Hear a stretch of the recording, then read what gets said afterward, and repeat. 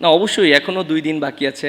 Result এখনও অবশ্যই 50-50 সিচুয়েশনে আছে, কারণ আমরা অনেক বেশি লিড পাইনি এবং আমরা অবশ্যই রেসপন্সিবিলিটি নিয়ে ব্যাটিং করতে হবে।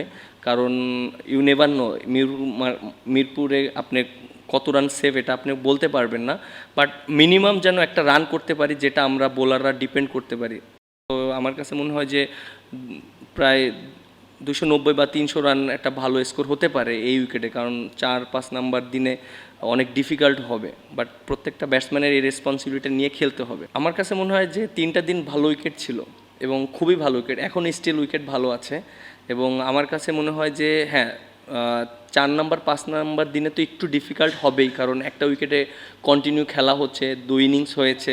সো অটুক রেসপন্সিবিলিটি নিয়ে ব্যাটসম্যানদের দায়িত্ব নিয়ে খেলতে হবে। এবং আমার কাছে মনে হয় যে 5 নাম্বার দিনে যারা ব্যাটিং করবে ওরাই ব্যাটিং করবে, সো আমরা অবশ্যই অ্যাডভান্টেজটা পাবো। অবশ্যই আমার কাছে মনে হয় তাসকিন ওইখানে যেভাবে বোলিং করেছে ওর জন্যই আমরা হয়তো ওদেরকে খুব কম রানে আটকাতে পেরেছি, কারণ আমার জন্য অনেক ইজি হয়ে গিয়েছে যখন ও 2টা উইকেট নিয়েছে, আমিও 2টা উইকেট নিয়েছি। সো আমাদের পার্টনারশিপটা অনেক ভালো ছিল ওইখানে, আমরা প্রায় 10 ওভারের মতন বোলিং করেছি, আমাদের পার্টনারশিপটা অনেক ভালো ছিল। এবং এক এন্ড থেকে যদি আপনি রান হয়ে যায় আর এক এন্ড থেকে যদি আপনি টাইট বোলিং হয়, কখনোই উইকেট পড়বে না টেস্ট ক্রিকেটে। আর 2 এন্ড থেকে যদি টাইট বোলিং হয়, রানটাও না হয়, তখন ব্যাটসম্যান রানের জন্য অপরচুনিটি খুঁজে কীভাবে রান করতে হবে, কারণ end of the day cricket খেলাটা রানের খেলা। আপনি যদি রান না করতে পারেন, দিন শেষে যত বলই খেলেন না কেন কোনো বেনিফিটেড হবে না। সো আমরা ওইভাবেই চিন্তা করেছি। এবং হ্যাঁ, ওর জন্য একটু ডিফিকাল্ট ছিল, অনেক দিন পর টেস্ট খেলেছে, কিন্তু ওভারঅল আমার কাছে খুব ভালো লেগেছে ওর বোলিং দেখে। না, এইরকম ট্রু উইকেটে যখন আমরা খেলি, বিশেষ করে পেস বোলিং অ্যাটাক উইকেটে যখন আমাদের খেলা হয়, অ্যাজ এ স্পিনার হিসাবে মাইন্ড সেট আপ থাকে যে ফার্স্ট 3 দিনে আমি কোনো হেল্প পাবো না উইকেট থেকে, কারণ আমি যদি ভালো জায়গায় বল করি, ব্যাটসম্যান যদি মিস্টেক করে, তখন আমার উইকেট পাওয়ার চান্স থাকবে।